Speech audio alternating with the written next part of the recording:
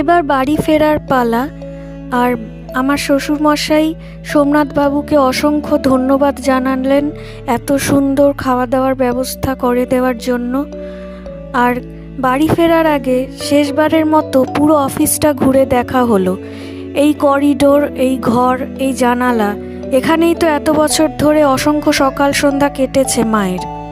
আজ বিদায় মানে শেষ নয়, এটা একটা অধ্যায়ের সমাপ্তি আর নতুন পথ চলার শুরু। এই স্মৃতিগুলো ঠিক এমনই থেকে যাবে, নীরব, সুন্দর আর ভীষণ আপন।